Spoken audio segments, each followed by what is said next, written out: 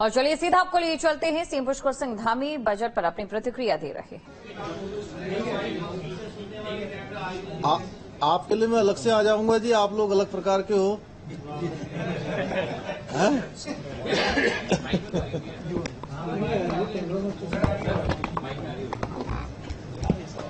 आ रही है अब आई।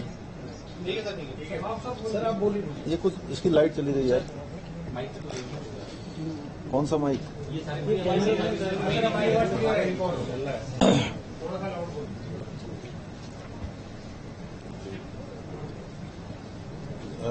आज का जो बजट देश के लिए आया है, उस बजट को प्रस्तुत करने के लिए मैं माननीय वित्त मंत्री निर्मला सीतारमण जी को बहुत उनका आभार व्यक्त करता हूं, धन्यवाद देता हूं कि ये बजट ऐतिहासिक बजट है, ये दूरदर्शी बजट है, समावेशी और सर्वस्पर्शी और सर्वग्राही बजट है।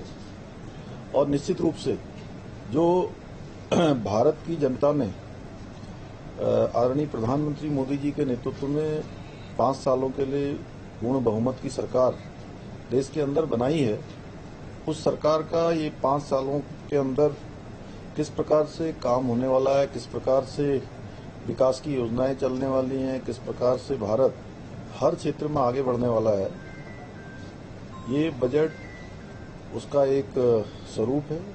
और इसके लिए मैं निश्चित रूप से आदरणीय प्रधानमंत्री जी का धन्यवाद करता हूं कि विकसित भारत का जो संकल्प है, वो विकसित भारत का संकल्प सिद्ध करने में ये बजट मददगार साबित होगा। और लोकप्रिय मोदी सरकार का ये लोक कल्याणकारी बजट देश के हर वर्ग को, हर नागरिक को राहत देने वाला बजट है। इस बजट में युवा, गरीब, श्रमिक, महिलाएं, किसान, सभी वर्गों की विशेष रूप से चिंता की गई है, उसका समावेश किया गया है। हर किसी के लिए आगे बढ़ने के लिए उसका नियोजन किया गया है। जनता ने एनडीए सरकार को लगातार तीसरी बार इसलिए देश में सेवा का अवसर दिया, सरकार बनाई, संवेदनशील और सर्वांगीण दृष्टि से काम करने वाली और आम आदमी के जीवन में खुशहाली लाने वाली ये सरकार पिछले 10 वर्षों से लगातार काम करती रही है। और 10 वर्षों में भारत हर दृष्टि से मजबूत हुआ है। लोक कल्याणकारी योजनाएं हों, चाहे वो विदेश नीति हो, चाहे देश के अंदर इंफ्रास्ट्रक्चर हो, हर क्षेत्र में, और चाहे गरीब का उत्थान हो, किसान का उत्थान हो, महिलाओं को आगे बढ़ाने की बात हो, नौजवान युवाओं को स्किल से जोड़ने का क्रम रहा हो, ये क्रम निरंतरता से पिछले 10 सालों में चला है। इस बार का जो ये बजट है, इसकी 9 प्रमुख प्राथमिकताएं हैं, जिनमें सभी सेक्टरों को शामिल कर भारत के समग्र विकास को केंद्र बिंदु में रखा गया है।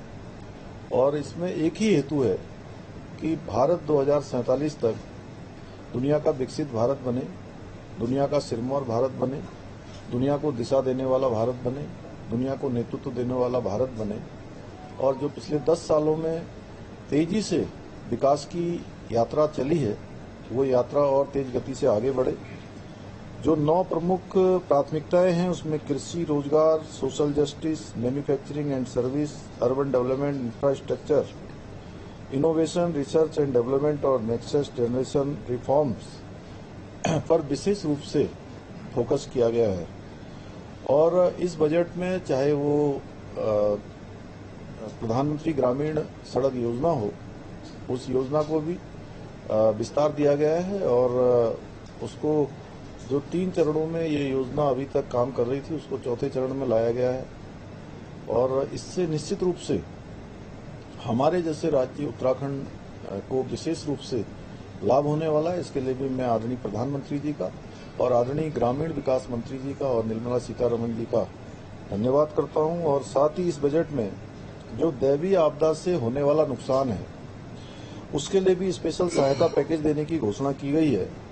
और विशेषकर से उत्तराखंड का उसमें उल्लेख भी किया गया है।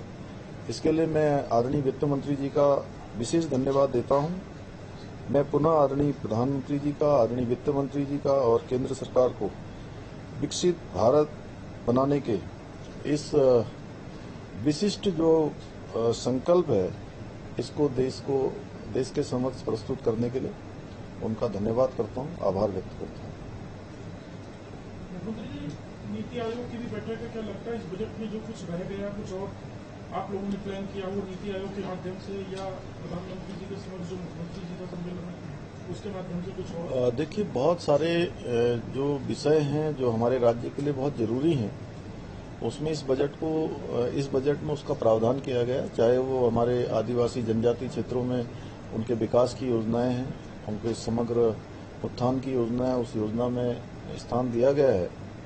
क्योंकि नीति आयोग भारत सरकार का एक विकास को तय करने के लिए, विकास का योजन करने के लिए एक प्रमुख हमारा केंद्र है। तो वहां पर हम एक पहले से भी हमने प्रस्ताव दिए हुए हैं और इस बार अभी थोड़ी देर पहले हमने यहाँ बैठक करी है। तो हम और कौन कौन से निवेदन वहां पर कर सकते हैं, उन निवेदनों पर भी आज हमने चर्चा की है। और निश्चित रूप से राज्य को जिससे अधिकाधिक विकास के लिए अन्य क्षेत्रों में जहां भी लाभ हो सकता है, वो लाभ हम वहां पर मिले, उसके लिए प्रयास करेंगे। सर, आपदा को लेकर अब क्लियर एक अमाउंट की घोषणा नहीं है, तो इसमें किस तरीके से क्या जो हमें जरूरत पड़ेगी उसमें पैसा दिया जाए, क्या कुछ रहेगा? नहीं, देखिए, आपदा के जो मानक हैं उन मानकों के अनुसार तो भारत सरकार लगातार हमको सहायता करती है। लेकिन इस बार बजट भाषण में ही विशेष रूप से जो दैवीय आपदा के समय बादल फटने जैसी घटनाएं हैं, उन घटनाओं का उल्लेख किया गया। तो निश्चित रूप से हमको जो है उसका क्षतिपूर्ति में और जो भी हमारा नुकसान होता है उसमें काफी सहायता हो जाएगी। राहत पैकेज का मिलना कितनी बड़ी राहत देखते हैं, क्योंकि हर वर्ष काफी नुकसान होता है उनका। नहीं, भारत सरकार से लगातार हमको आपदा के मद में हमेशा राहत दी जाती है और उसमें हमको पर्याप्त मात्रा में केंद्र की सहायता मिलती है और वो जारी रहेगी। माननीय प्रधानमंत्री जी का हमारे राज्य से विशेष लगाव है, उनके हृदय में उत्तराखंड बसता है और हमेशा उत्तराखंड के लिए वो बढ़ चढ़कर हमारी सहायता करते हैं। कांग्रेस ने बजट को निराशाजनक बताया, उत्तराखंड को इस बजट से कुछ हासिल नहीं। देखिए, जिनके मन में निराशा होगी उनको हर जगह निराशा दिखाई देगी। भारत आज दुनिया का सिरमौर भारत बन रहा है। भारत आज दुनिया को दिशा देने वाला भारत बन रहा है।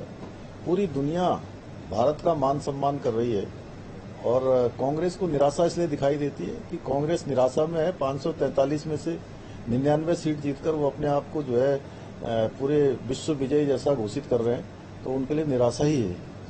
नीति आयोग में जो बैठक होगी उसमें क्या ग्रीन वुमेन्स और क्योंकि हम सबसे ज्यादा पर्यावरण संरक्षण की बात करते हैं या ऑक्सीजन की बात करते हैं, आप इसकी बात करते हैं? नीति आयोग में देखिए, एक तो जो हमारे यहाँ पर जितनी हमारी संख्या है, हमारी जनसंख्या से कई गुना ज्यादा, लगभग 8 गुना ज्यादा हमको देश भर से आने वाले, चाहे वो कांवड़ यात्री हों, चाहे चार धाम यात्री हों या अन्य अन्य देव स्थानों पर आने वाले यात्री हों, श्रद्धालु हों, पर्यटक हों, उन सब की एक तरह से व्यवस्था यहाँ हमको सुनिश्चित करनी पड़ती है।